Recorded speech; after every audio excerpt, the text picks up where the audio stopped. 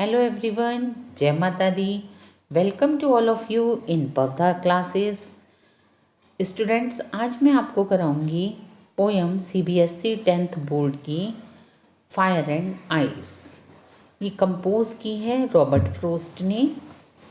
Fire and ice is a poem composed by Robert Frost. आज मैं आपको इसकी हिंदी एक्सप्लेनेशन बताऊंगी और इसके बाद मैं आपको इस पोएम से रिलेटेड जो वर्ड मीनिंग है वो मैं आपको बताऊंगी। फिर अपनी नेक्स्ट वीडियो में मैं आपको इसके आरटीसी क्वेश्चन आंसर वगैरह सब कराऊंगी। लेकिन अपनी वीडियो को स्टार्ट करने से पहले मैं आप सब लोगों से एक रिक्वेस्ट करना चाहूँगी कि आप पवधा क्लासेस को सब्सक्राइब जरूर कीजिए, लाइक कीजिए, शेयर कीजिए और बेल आइकन को ज़रूर प्रेस कीजिए ताकि आपके पास नॉलेजफुल वीडियो की अपडेट्स आते रहें। स्टार्ट करती हूँ अपनी वीडियो को, जिसमें मैं आज आपको फायर एंड आइस की हिंदी एक्सप्लेनेशन बहुत अच्छे तरीके से समझाऊंगी। तो जैसा कि मैंने आपको बताया कि रॉबर्ट फ्रोस्ट ने फायर एंड आइस लिखी है। इससे पहले भी मैंने आपको डस्ट ऑफ स्नो, वो भी बहुत अच्छे तरीके से सब कुछ विद आरटीसी वर्ड मीनिंग, मतलब फुल कंप्लीट पोएम कराई है। इसी तरह से कंप्लीटली मैं आपको फायर एंड आइस भी कराऊंगी। पोएम को स्टार्ट करते हैं। Some say the world will end in fire, some say in ice. From what I have tasted of desire, I hold with those who favor fire. But if it had to perish twice, I think I know enough of hate to say that for destruction is also great and would suffice. तो देखिए students, ये 9 line की poem है, ज़्यादा बड़ी poem नहीं है। इसमें टोटल 9 लाइन्स हैं। तो अब line to line Hindi explanation देखिए कि कोई भी मैटर है उसके लिए सबके ओपिनियन अपने अपने डिफरेंट होते हैं। अब देखिए, अब वर्ल्ड का जब वर्ल्ड है तो इसका एंड भी होगा, दुनिया का अंत भी होगा। तो इसमें सब लोगों के अपने अपने अलग विचार हैं। कुछ लोग कहते हैं कि जो दुनिया का, संसार का जो एंड होगा वो फायर से होगा। फायर यानी आग से होगा। लेकिन मैं आपको बता दूं, यहाँ पर जो फायर है ये सिंबॉलिक है किसकी? डिज़ायर की। डिज़ायर यानी इच्छाएं। मनुष्य की जो इच्छाएं होती हैं वो अनंत होती हैं, उनका कोई अंत नहीं है। एक इच्छा खत्म होती है, दूसरी इच्छा शुरू हो जाती है। तो उन इच्छाओं को पूरा करने के लिए व्यक्ति रात दिन परेशान रहता है और वह इसके लिए अच्छे बुरे सब कामों को करता है। तो जो दुनिया का अंत है वो फायर यानी कि डिज़ायर से होगा, इच्छाओं से होगा। सम से, कुछ कहते हैं इन आई, नहीं ऐसा नहीं है, बर्फ़ से एंड होगा। अब बर्फ़ जहाँ पर है सिंबॉलिक हेट यानी नफ़रत का, यानी कि आप फायर समझिए डिज़ायर को और आइस समझिए हेट यानी नफ़रत को। तो कुछ लोग कहते हैं कि नफ़रत से दुनिया का एंड होगा। From what I have tasted of desire. देखिए जो ऊपर की 2 लाइन्स थी उसमें लोग अपना ओपिनियन दे रहे थे कि जैसे कुछ लोगों ने कहा कि दुनिया का अंत डिज़ायर से होगा, कुछ ने कहा कि दुनिया का अंत हेट से होगा। तो ये लोगों का अपना ओपिनियन था, पोइट का अपना ओपिनियन नहीं था। लेकिन अब 3rd लाइन में देखिए पोइट ने अपना ओपिनियन दिया है।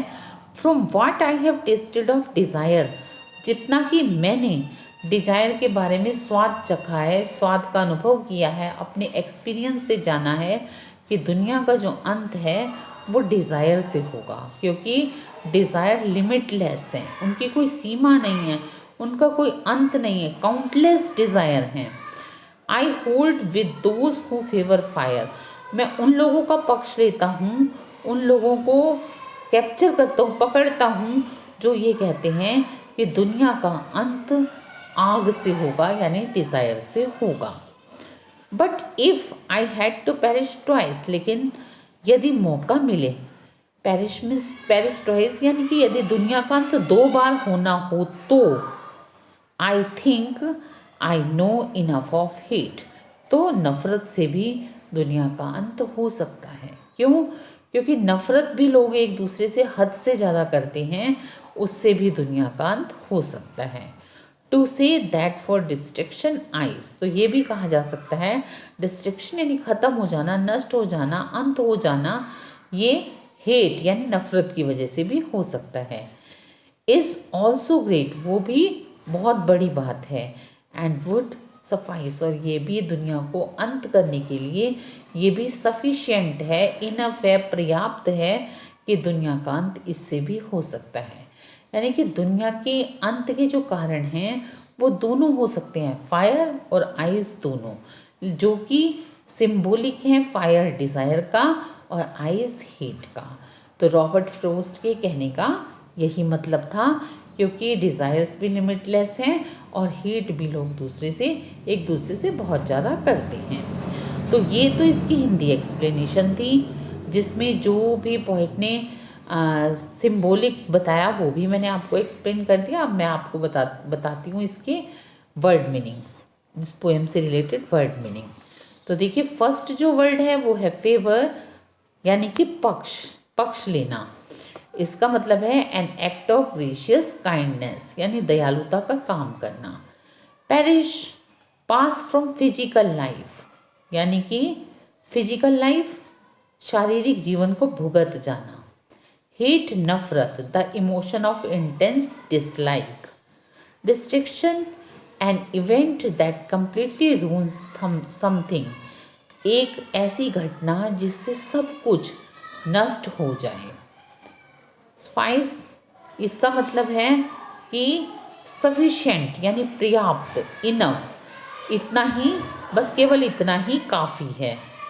ग्रेट, ग्रेट मतलब महान, किसी चीज़ ने, किसी व्यक्ति ने किसी फील्ड में बहुत ज़्यादा अपने आप को महान साबित किया हो। नो, नो मीन्स जानना। Twice, twice means two times, दो बार। होल्ड, होल्ड मीन्स पकड़ना। टेस्ट, टेस्ट मतलब स्वाद, मीठा हो, खट्टा हो सकता है, कड़वा हो सकता है या नमकीन हो सकता है। एंड, एंड यानी अंत। आइदर एक्सट्रीमली और समथिंग दैट, आइदर एक्सट्रीमली और of something that has length, यानी कि अंत हो जाना, किसी चीज़ का समाप्त हो जाना। तो स्टूडेंट, ये सारे वर्ड मीनिंग थे, और आप इसकी इंग्लिश एक्सप्लेन भी है आपके पास वर्ड मीनिंग की, और हिंदी में भी मैंने आपको बता दिए। अब मैं अपनी नेक्स्ट वीडियो में फायर एंड आइस के आरटीसी क्वेश्चन आंसर वगैरह कराऊंगी। अब मैं मिलूँगी आपसे अपनी नेक्स्ट वीडियो में। टिल देन, बोर्ड के स्टूडेंट्स, आप ये करती रहिए, और मेरी वेल विशिंग आपके लिए हैं। आप बोर्ड में अच्छे मार्क्स गेन कीजिए। पवधा क्लासेस को सब्सक्राइब जरूर कीजिए, लाइक कीजिए, शेयर कीजिए और बेल आइकन को ज़रूर प्रेस कीजिए। अब मैं मिलूँगी आपसे अपने नेक्स्ट वीडियो में। टिल देन, गुड बाय, जय माता दी।